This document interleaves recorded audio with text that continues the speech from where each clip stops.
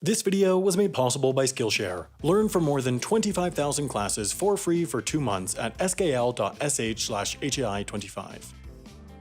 The year was 2005, the president was George W. Bush, and Congress was getting started on yet another of America's government's group projects. This time, DC's oldest social club had decided it was about time Americans started using more coins, like the circle things. Specifically, they wanted people to start using more dollar coins and fewer dollar bills. The anti-bill bill they introduced swiftly made its way through Congress, and then, a few days before Christmas 2005, it landed on the Big W's desk, who signed it shortly after.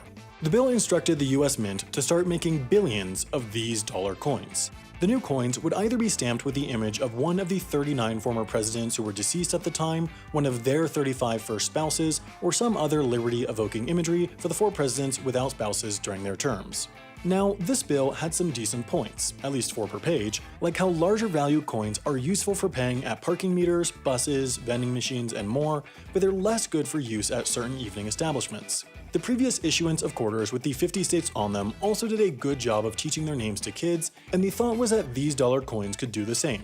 Of course, there are probably more useful things coins could teach American kids, like how to write a student loan application, but this was sure a good start. Coins are also slightly cheaper for the government. While bills are individually cheaper to produce, coins last far longer and therefore stay in circulation longer, so if the US switched entirely to $1 coins, it would save the country close to $5 billion over 30 years. Just imagine all the amazing things the US government could do with that kind of money. For all those reasons, this bill stipulated for an aggressive introduction of these coins into US circulation. As part of this, every US government anything was required to set themselves up to accept and distribute these dollar coins. The big implication of that was that any vending machine in any federal building, Smithsonian Museum, National Park, Amtrak train, aircraft carrier, F-22 fighter jet, US space station module, RQ-4 Global Hawk drone, anything government had to be set up to accept and distribute these coins. This is also part of the reason why, in the years after their introduction, you would often see vending machines in these places giving back dollar coins. The government just really wanted people to use these coins. It was classic government, just shoving their extra special coins down our throats. The problem, though, was that the public didn't like them, no matter if they were in their throats or not.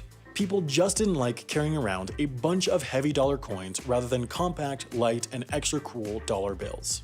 Therefore, to make it even easier for the general public to get these coins, a new program was set up. Basically, from the website of the US Mint, you could order $1 coins for $1 each, shipping included. Their enormous, catastrophic, and costly mistake, though, was that they accepted credit cards. You see, whenever a vendor accepts credit cards, they'll end up paying a fee to the credit card company, whether it be Visa, MasterCard, American Express, or the one where you have to discover the 3 stores that accept it. These fees range between 1.5% and 3.5% and are one of the 2 major ways credit card companies make money, the other being interest payments. Of course, to persuade you to use their credit cards over debit cards, these companies usually give points, which you typically can transfer to airline frequent flyer programs. These points each tend to have an effective value of between 1 and 2 cents. By now, you probably see the problem. By spending $1 to get these coins, people would get the coin, worth $1, and the credit card point, worth 1 to 2 cents. Therefore, for every dollar they spent, they were getting, essentially, up to $1.02. It just made sense. It was literally a free money machine. Once people caught on to this, the orders for these coins exploded to over 88 million in 2009.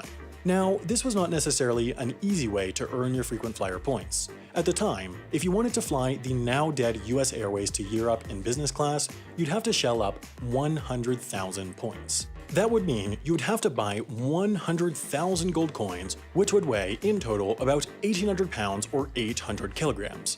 Upon receiving these, you would then have to take them to the bank and redeposit them into your account. This didn't stop many, though, with one man reportedly having ordered 2.4 million of them, weighing a collective 43,000 pounds or 20,000 kilograms. Now, you'd be reasonable to think that this was a great success for the government. They got the coins out to the general public like they wanted to, but the problem was that they actually didn't.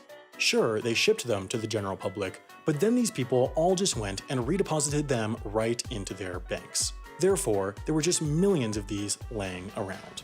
What's more, for each coin they sent out, it cost the government a couple cents. Eventually, they caught on to this scheme and started limiting purchases to 1,000 coins every 10 days, but that could still get you a cool 36,500 points per year. After these restrictions went into place, orders dropped dramatically, and eventually, the government pulled the plug on the program in mid-2011.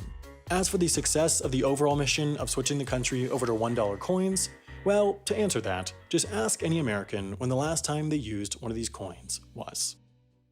Now, as unfortunate it is that the US government axed this free money machine, there is another one that still works. It's called learning new skills. Having a breadth and depth of skills makes you more valuable to your current employer and more attractive to potential future ones. That makes learning new skills from Skillshare a worthwhile investment of your time.